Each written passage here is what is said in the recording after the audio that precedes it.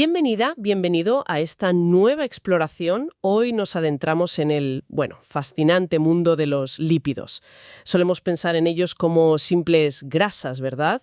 Pero la verdad es que son moléculas mucho más complejas y absolutamente vitales. Y nuestra misión hoy es destilar lo esencial. ¿Qué son realmente? ¿Por qué nuestro cuerpo no puede vivir sin ellos? ¿Cómo se organizan? Y cómo los gestionamos internamente. Porque a menudo los lípidos presentan una especie de puzzle. Son cruciales, sí, pero no les gusta el agua de nuestro cuerpo.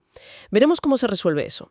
Prepárense para descubrir que son mucho más que energía almacenada, son arquitectos celulares, mensajeros químicos, y mucho más. Vamos a desgranar este tema. Pues empecemos por lo básico. ¿Te parece? ¿Qué define a un lípido? O sea, ¿cuál es el rasgo común que une a moléculas tan diversas como, el aceite de oliva y el colesterol? Pues mira, la clave es más bien física, no tanto de estructura química. Lo que todos los lípidos comparten, absolutamente todos, es su comportamiento frente al agua. Son insolubles en ella, pero sí se disuelven bien en disolventes orgánicos. Esta hidrofobicidad, ese, miedo al agua, es fundamental. Ah, claro. Y dicta cómo se van a digerir, absorber y transportar en nuestro cuerpo, que es, mayormente acuoso, ¿verdad? Entiendo. De forma sencilla, podemos pensar en dos grandes grupos iniciales. Los lípidos simples, como los triglicéridos, que son nuestras grasas de reserva energética y también protectores de órganos, y luego los complejos. Estos son esenciales para construir las membranas de todas nuestras células. Vale. Y, por supuesto, no podemos olvidar que son nuestra única fuente dietética de ciertos ácidos grasos. Los llamamos esenciales porque sencillamente no los podemos fabricar nosotros. O sea que hay que comerlos sí o sí. Exacto. Además, influyen mucho en el sabor de los alimentos y tienen propiedades, bastante interesantes.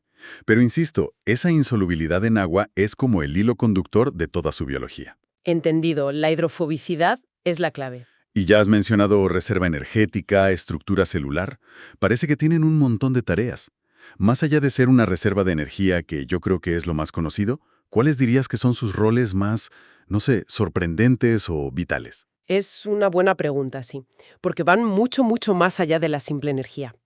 Quizás dos de las funciones más cruciales y a veces menos apreciadas son, primero, su función estructural. Ajá. Es que forman la base de todas las membranas celulares. Los fosfolípidos, por ejemplo, crean esa barrera que delimita cada célula. Sin ellos, pues, no existirían las células tal como las conocemos. Vaya, tan básico como eso. Y segundo, muchos lípidos actúan como precursores. Precursores de moléculas con una actividad biológica potentísima. ¿Cómo cuáles, por ejemplo? Pues mira, ciertas hormonas, como las esteroideas, que derivan del colesterol, o los eicosanoides. Estos últimos regulan cosas como la inflamación, la coagulación, la presión arterial. Ah, vale. Son mensajeros y reguladores clave en el cuerpo. O sea, no solo guardan energía, sino que construyen y mandan mensajes. Exacto. Por supuesto, también son una fuente de energía muy concentrada, eso sí, 9 kilocalorías por gramo. Son nuestra principal forma de reserva energética en el tejido adiposo. El famoso Michelin. Bueno, sí, pero también actúan como aislantes térmicos y protectores mecánicos. Y son necesarios para transportar y absorber las vitaminas liposolubles, la A, la D, la E y la K. Claro, sin grasa no las absorbemos bien. Eso es. La lista es larga, pero yo destacaría la función estructural y la de señalización como verdaderamente fundamentales y a veces olvidadas. Arquitectos celulares y precursores de mensajeros. Eso sí que cambia la perspectiva. Y dentro de ellos has mencionado los ácidos grasos como las piezas básicas, ¿no? Sí, ¿Qué hacen por sí solos? Tienen funciones propias. exacto. Son como los ladrillos de muchos lípidos. Y sí, tienen funciones importantes por sí mismos. Son un combustible energético de primer orden para muchos tejidos, como el músculo o el hígado. Se degradan en las mitocondrias para producir ATP, energía. ¿Vale? Y una cosa curiosa. En situaciones como el ayuno prolongado, el hígado puede convertir los ácidos grasos en cuerpos cetónicos. Ah, eso he oído. ¿Y qué son exactamente? Pues son como un combustible alternativo que sí puede ser utilizado por el cerebro cuando falta glucosa. Es una adaptación metabólica fascinante, la verdad. Vaya. Además, los ácidos grasos determinan propiedades de las membranas celulares. Por ejemplo, los insaturados, que tienen codos en su estructura, aportan fluidez, hacen las membranas más flexibles. ¿Y qué hay de los esenciales en concreto? ¿Por qué esa dependencia de la dieta? ¿Por qué no podemos hacerlos? Pues porque nos faltan, digamos, las herramientas moleculares, las enzimas específicas para fabricarlos desde cero. Son vitales porque los necesitamos para construir membranas celulares funcionales y, sobre todo, para sintetizar esas moléculas de señalización que mencionaba antes, como las prostaglandinas. Las que regulan la inflamación y todo eso. Exacto. Regulan muchísimos procesos fisiológicos. Sin esos ácidos grasos esenciales, muchas funciones corporales se verían comprometidas. Queda clara su importancia, desde luego. ¿Y de dónde los obtenemos? ¿Dónde encontramos estos lípidos? En la comida. Pues las fuentes son muy variadas, la verdad. Están tanto en el mundo vegetal como en el animal. ¿Por ejemplo? En vegetales piensa en aceites de semillas, girasol, lino, soja.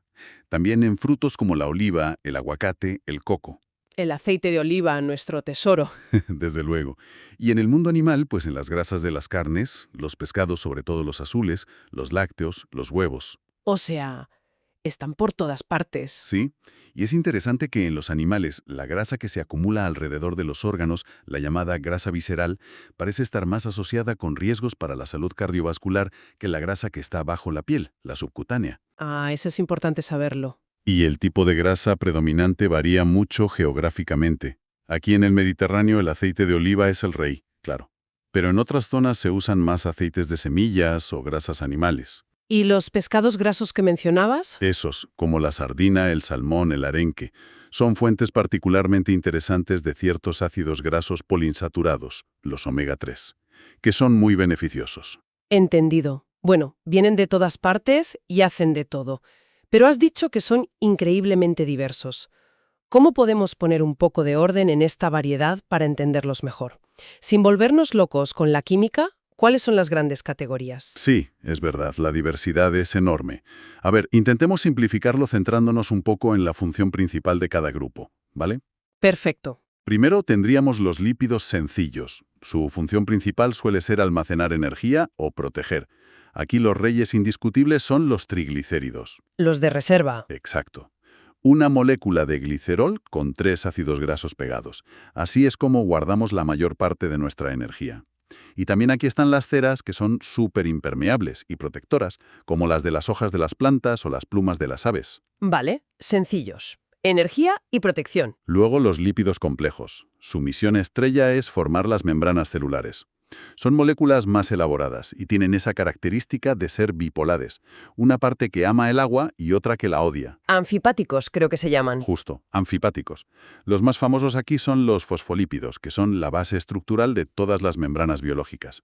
Y también están los glucolípidos, que tienen azúcares pegados. ¿Y esos para qué sirven? Son importantes en la superficie celular, sobre todo en las neuronas. Actúan como señales de reconocimiento, como si fueran etiquetas. Entendido. Complejos, membranas y señales. Y tercero, un grupo muy interesante, los lípidos derivados o insaponificables. Este grupo es funcionalmente potentísimo y no derivan directamente de la unión de ácidos grasos como los otros. Ah, ¿y qué encontramos aquí? Pues aquí encontramos moléculas como los esteroides. El más conocido es el colesterol, que aunque a veces tiene mala fama, es vital para las membranas y es el precursor de hormonas esteroideas, ácidos biliares y vitamina D. El colesterol. Luego hablamos más de él. Sí. También están aquí otras vitaminas liposolubles, como la A, la E, la K, que químicamente son lípidos derivados. Y los eicosanoides, esos potentísimos reguladores locales que derivan de ácidos grasos de 20 carbonos. Los que regulan la inflamación, coagulación. Esos mismos, prostaglandinas, tromboxanos, un mundo con mucho interés farmacológico también. Vale, me gusta ese mapa mental. Almacenaje, protección, simples, membranas, señales, complejos y funciones potentes, vitaminas derivados. Y en muchos de ellos, los ácidos grasos son los componentes clave. Exacto. Son esas cadenas hidrocarbonadas que forman parte de los lípidos simples y de los complejos. Y su estructura, como decíamos, determina muchas propiedades. ¿Cómo cuáles? Pues mira, los saturados, que no tienen dobles enlaces en su cadena, son como cadenas rectas. Tienden a ser sólidos a temperatura ambiente, como la grasa de la mantequilla, y son una gran fuente de energía. Vale. Los monoinsaturados tienen un solo doble enlace. Ese doble enlace crea como un codo en la molécula. Suelen ser líquidos, como el ácido oleico del aceite de oliva, y parecen facilitar la digestión y absorción. El aceite de oliva, sí. Y los poliinsaturados tienes varios de esos codos, varios dobles enlaces. También son líquidos e incluyen a los famosos esenciales que mencionamos antes. Hablemos un poco más de esos esenciales. ¿Qué los hace químicamente imposibles de fabricar para nosotros? ¿Por qué no podemos poner esos dobles enlaces donde queremos? Pues porque nuestro cuerpo tiene maquinaria, enzimas, para alargar cadenas de ácidos grasos y para introducir dobles enlaces, pero solo en ciertas posiciones. Nos faltan las enzimas específicas, las desaturasas, que pueden crear dobles enlaces en las posiciones que definen a las familias omega 3 y omega 6. Estas posiciones se cuentan desde el final de la molécula, el extremo metilo, no desde el principio. Ah, es por la posición específica del doble enlace. Justo. Por eso dependemos totalmente de la dieta para obtener los precursores de estas dos familias. ¿Y cuáles son esas familias? Son dos principales. Los omega 3, cuyo precursor es el ácido alfa-linolénico, o ALA. Lo encontramos en fuentes vegetales, como el aceite de lino, las nueces, la chía. Vale, ALA, omega 3. A partir de este ALA, nuestro cuerpo, con cierta eficiencia, puede fabricar otros omega 3 de cadena más larga, como el EPA y el DHA, que son muy abundantes en el pescado azul y son cruciales para el cerebro y la visión. EPA y DHA, los famosos del pescado. Esos son. Y la otra familia son los omega 6. Su precursor es el ácido linoleico, o LA. Este es muy común en aceites de semillas como el de girasol, maíz, soja. LA, omega 6. Y a partir de LA fabricamos otros omega 6, como el ácido araquidónico, o AA, que es un importante precursor de muchos de esos eicosanoides que comentábamos. O sea que los que necesitamos sí o sí de la dieta son ALA, omega 3 y LA, omega 6. Correcto. Esos dos son los verdaderamente esenciales. La capacidad de convertirlos en sus derivados de cadena más larga, EPA, DHA, AA, varía entre personas y, a veces puede ser un poco limitada, especialmente la conversión de ALA a EPA y DHA. Entendido. ¿Y qué pasa si faltan? ¿Se nota? Y algo que genera mucha confusión a veces, ¿importa solo la cantidad total que comemos o también el tipo? Pues sí, la deficiencia se nota. Puede causar problemas de piel, sequedad, caída de pelo, mala cicatrización de heridas, incluso bajada de defensas. Vaya. En cuanto a la cantidad, las recomendaciones suelen ser que aporten un pequeño porcentaje de las calorías totales de la dieta, quizá un poco más en bebés y durante el embarazo. Pero aquí viene lo interesante y lo que comentas de la confusión. Sí. No solo importa la cantidad total, sino el equilibrio entre los omega 6 y los omega 3 que consumimos. ¿Por qué? Compiten entre ellos. Exacto. Compiten por las mismas enzimas para metabolizarse, para alargarse y desaturarse. Y además, los eicosanoides que se forman a partir de los omega 6 y los omega 3 a menudo tienen efectos opuestos en el cuerpo. ¿Opuestos cómo? Bueno, simplificando mucho, los derivados de los omega 6, como los del ácido araquidónico, tienden a ser más proinflamatorios, procoagulantes, vasoconstrictores. Mientras que los derivados de los omega 3, como los del EPA, suelen ser más antiinflamatorios, anticoagulantes, vasodilatadores. Ah, claro, necesitamos un equilibrio. Precisamente. El problema es que la dieta occidental moderna suele tener un exceso enorme de omega 6, principalmente por el alto consumo de aceites vegetales de semillas y un déficit relativo de omega 3. ¿Y qué proporción sería la ideal? Pues no hay un consenso absoluto, pero se cree que una relación omega 6-omega 3 más equilibrada, quizás entre 1.1 y 5.1, sería mucho más saludable que las ratios de 15:1 o incluso superiores que se ven a menudo en nuestras dietas. 15:1. Es muchísimo desequilibrio. Sí, y se piensa que este desequilibrio podría estar contribuyendo a favorecer estados inflamatorios crónicos que están en la base de muchas enfermedades actuales. Ese punto del equilibrio omega 6, omega 3 me parece crucial y, como dices, a menudo se pasa por alto. Solo nos fijamos en si algo tiene omegas. Exacto. Hay que mirar la proporción. Volviendo a las moléculas individuales que mencionaste antes, como el colesterol. Es un lípido derivado clave, pero hay tanta información contradictoria. ¿Qué es lo realmente importante que deberíamos saber sobre él, sin mitos? Pues mira, lo primero y fundamental, el colesterol es esencial para la vida. No es un villano por naturaleza. ¿Esencial? ¿Por qué? Es un componente crítico de las membranas de nuestras células. Les da estabilidad y fluidez adecuadas. Y como dijimos, es el punto de partida para fabricar cosas vitales. Los ácidos biliares que necesitamos para digerir las grasas. Sin ellos, mala digestión de grasas. ¿Correcto? También para fabricar las hormonas esteroideas, las sexuales, estrógenos, testosterona, las del estrés, cortisol, y para sintetizar la vitamina D en la piel con ayuda del sol. O sea que es vital. Vale, eso está claro. Es necesario. Ahora, el dato que suele sorprender. La mayor parte del colesterol que tenemos en el cuerpo, hablamos de un 75% o incluso más, lo fabricamos nosotros mismos. Lo sintetiza nuestro propio organismo, sobre todo en el hígado. Ah, o sea que no viene principalmente de la comida. La cantidad que absorbemos de la dieta, del colesterol que comemos en huevos, mariscos, vísceras, etc., tiene un impacto relativamente menor en los niveles de colesterol que tenemos en sangre para la mayoría de las personas. ¿Y eso por qué? Porque nuestro cuerpo tiene un sistema de regulación muy fino. Si comemos más colesterol, nuestro hígado tiende a fabricar menos, y si comemos menos, tiende a fabricar más. Se ajusta. Entonces, ¿por qué tanta preocupación por el colesterol en sangre y la dieta, los análisis? La preocupación no es tanto por el colesterol en sí, sino por cómo se transporta en la sangre y en qué cantidad. Ahí entran las famosas lipoproteínas, especialmente las LDL. Las del colesterol malo. Eso es. Y aquí está la clave que a veces se olvida o no se explica bien. El factor dietético que más parece influir en que aumente el nivel de colesterol transportado por las LDL en sangre no es tanto el colesterol que comemos, Ah, no. sino el consumo elevado de grasas saturadas. Las grasas saturadas. Sí, parece que un exceso de grasas saturadas en la dieta reduce la actividad de los receptores que tiene el hígado para retirar las partículas de LDL de la circulación.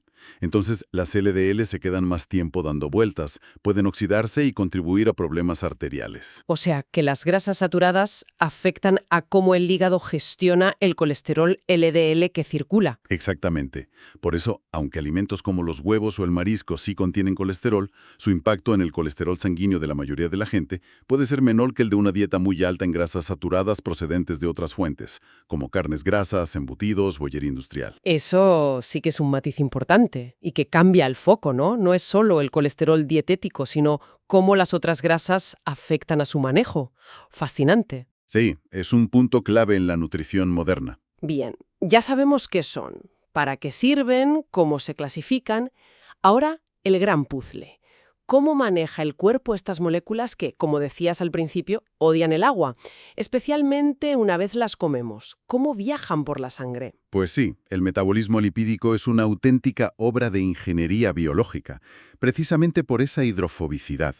Primero, la digestión y absorción en el intestino ya requiere sus trucos. ¿Cómo cuáles? Necesitan ser emulsionadas por las sales biliares, que actúan como un detergente para formar pequeñas gotitas y que así las enzimas, las lipasas, puedan atacarlas y romperlas. Vale, primer paso. Emulsión. Luego, una vez absorbidos los componentes, ácidos grasos, monoglicéridos, dentro de las células intestinales se vuelven a ensamblar en triglicéridos y se empaquetan para el transporte. Y aquí entran en juego esas partículas que mencionabas antes. Las lipoproteínas. Exacto. Las lipoproteínas son como los camiones de reparto de los lípidos por la sangre. Como los lípidos no pueden ir sueltos por el plasma acuoso, se meten dentro de estas partículas. ¿Y cómo son? Imagina una esfera. En el núcleo, en el interior, viaja la carga hidrofóbica, los triglicéridos y los ésteres de colesterol. Y la cubierta exterior es hidrofílica, para poder moverse en la sangre. Está hecha de fosfolípidos, algo de colesterol libre y unas proteínas especiales llamadas apoproteínas. ¿Y esas proteínas para qué sirven? Tienen varias funciones. Dan estructura a la partícula. Actúan como etiquetas de dirección para que los tejidos las reconozcan. Y también activan o desactivan las enzimas que van a interactuar con ellas. Entiendo. ¿Y hay diferentes tipos de camiones o lipoproteínas? Sí, varios tipos, que se diferencian por su tamaño, su densidad y la carga que transportan principalmente. Los más grandes y menos densos, porque llevan mucha grasa y poca proteína, son los kilomicrones. ¿Esos qué hacen? Estos se forman en el intestino y recogen la grasa que acabamos de comer, los triglicéridos de la dieta. Viajan primero por la linfa y luego pasan a la sangre para repartir esos triglicéridos a los tejidos que necesitan energía o almacenamiento, como los músculos o el tejido adiposo. Vale, kilomicrones, grasa de la dieta. Luego están las VDLL, que significan lipoproteínas de muy baja densidad. Estas las fabrica el hígado. ¿Y qué transportan? Transportan principalmente triglicéridos que el propio hígado ha fabricado, por ejemplo, a partir de un exceso de carbohidratos. También las reparte por los tejidos. A medida que las VDLL van soltando sus triglicéridos, se van haciendo más pequeñas y densas. Se transforman. Exacto. Se convierten en partículas intermedias IDL y finalmente en las LDL, lipoproteínas de baja densidad. Las del colesterol malo. Esas son. Su carga principal ya no son tanto los triglicéridos, sino el colesterol. Su función es entregar ese colesterol a las células de todo el cuerpo que lo necesitan para sus membranas o para fabricar hormonas. Son esenciales, Pero si hay demasiadas. o si permanecen mucho tiempo en circulación y se oxidan, pueden acumularse en las paredes de las arterias y contribuir al inicio de la aterosclerosis. De ahí su mala fama. Entendido. ¿Y las últimas? ¿Las HDL? Las HDL, lipoproteínas de alta densidad, son las más pequeñas y densas porque tienen menos lípidos y más proporción de proteínas. Estas hacen el trabajo inverso a las LDL. El colesterol bueno. Se las llama así porque su función principal es el transporte reverso de colesterol. Es decir, actúan como camiones de reciclaje. Recogen el exceso de colesterol de los tejidos periféricos y de otras lipoproteínas y lo devuelven al hígado. Para que el hígado lo elimine del cuerpo, principalmente a través de la bilis. Por eso, niveles altos de HDL se consideran protectores cardiovascularmente. Vaya logística, ¿eh? Un sistema increíble para mover moléculas que, en principio, no querrían estar en la sangre. Desde luego, es un sistema muy dinámico y regulado. Y antes mencionaste de pasada la fibra.